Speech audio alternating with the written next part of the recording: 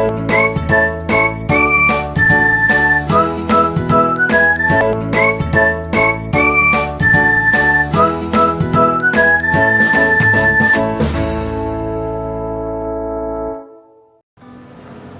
warahmatullahi wabarakatuh.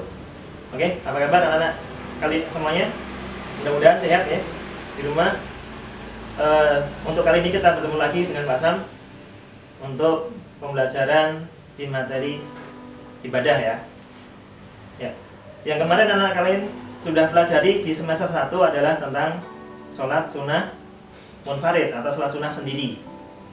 Tentang kita untuk di semester 2 ini masih sama di sholat sunnah. Tetapi kalau kemarin tentang sholat sunnah munfarid, sekarang yang kita pelajari adalah tentang sholat sunnah berjamaah.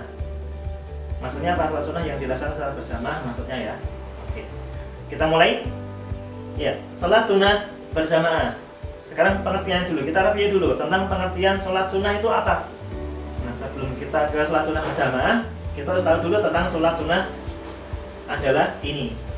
Sholat sunnah adalah sholat yang dilaksanakan di luar sholat fardu. Nah, semua sholat yang dilaksanakan di luar sholat fardu itu namanya sholat sunnah. Itu ya. Yang penting di luar sholat fardu.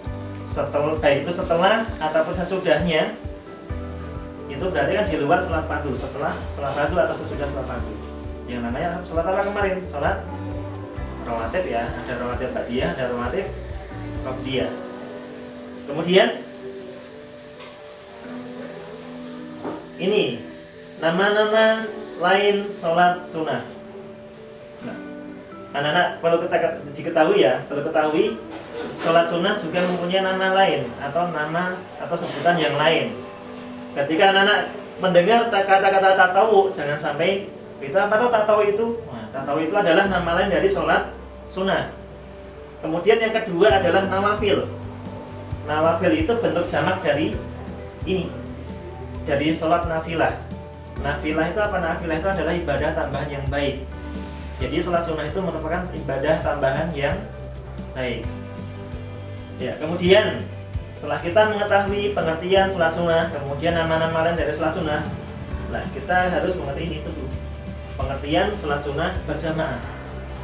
Nah, tadi kalau sholat sunnah adalah sholat yang dilaksanakan di luar sholat fardu. Kita tinggal menambahi ini. Dilakukan secara berjamaah.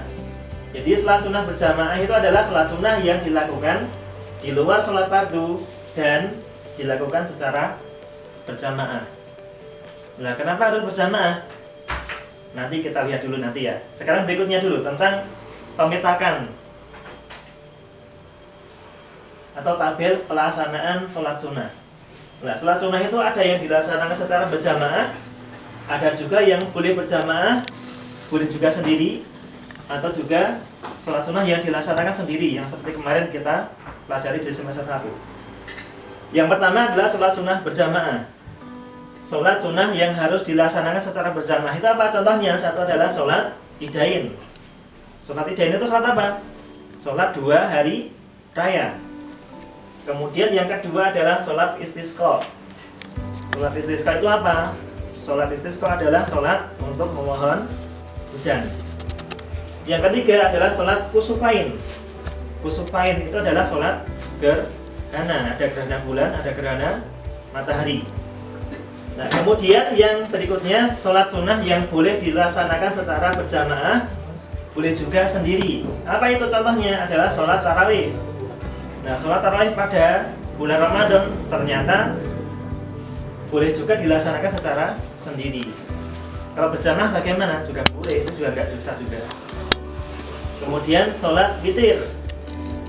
Yang ketiga sholat duha. 4 sholat tahajud. Yang kelima adalah sholat jenazah. Ya, sebenarnya sholat jenazah ini bukan sunnah hukumnya ya. Sholat jenazah ini hukumnya apa? Fardu kifayah. Maksudnya apa fardu kifayah itu? Ketika ada salah satu muslim yang sudah melaksanakan, maka semua muslim yang lain sudah terbebas dari kewajiban, terbebas dari itu tadi ya, untuk melaksanakan sholat jenazah ya. Akan tetapi nanti ini tetap kita bahas di semester 2 tentang sholat jenazah. Kemudian sholat sunnah yang dilaksanakan sendiri. Ini ada sholat rawatib. Sholat rawatib itu sholat yang mengiringi sholat fardu. Sholat sunnah yang mengiringi sholat fardu. Ada rawatib qabliyah, ada yang ba'diyah. Kemudian sholat tahiyatul masjid, untuk menghormati masjid ya, namanya sholat tahiyatul masjid. Kemudian yang ketiga adalah sholat istikharah, untuk memohon petunjuk yang baik kepada siapa? Kepada Allah ya, memohon petunjuk yang baik. Dan masih banyak lagi sholat sunnah yang dilaksanakan sendiri. Seperti apa? Sholat safar. Sholat safar masuk di mana safar itu? Safar masuknya di sini ya, boleh berjamaah dan juga boleh sendiri. Oke. Dan setelah kita mengetahui tabel tentang pelaksanaan sholat sunnah, apa saja yang boleh dilaksanakan berjamaah, kemudian boleh juga berjamaah dan boleh juga sendiri, dan yang sendiri sekarang ada catatan. Apa catatannya? Yang perlu anak-anak ingat tentang sholat sunnah berjamaah itu adalah yang menjadi alasan sholat sunnah dilaksanakan secara berjamaah adalah apa? Karena di dalamnya ada rukun khutbahnya. Nah, ada rukun khutbahnya, maka itu harus dilaksanakan secara berjamaah. Kalau tidak berjamaah bagaimana? Nggak bisa. Maksud nanti bilang sendiri ya, ngomong sendiri, dirokok sendiri, bawa sendiri nggak bisa ya. Seperti tadi, yang di sini tadi ada 3 tadi. Ada sholat idain, ada sholat istisqa, ada sholat apa tadi? Kusuf, fain. Itu semua ada rukun khutbahnya. Kalau di antara 3 tadi tidak ada khutbahnya, maka sholatnya juga tidak sah. Paham ya anak-anak semuanya ya? Oke, demikian untuk pembelajaran pertama dari Pak Sam tentang pengertian sholat sunnah berjamaah. Demikian, selalu jaga kesehatan di rumah. SD Muhammadiyah Kalimantan Utara, cerdas, kreatif, berakhlak mulia. Assalamualaikum warahmatullahi wabarakatuh.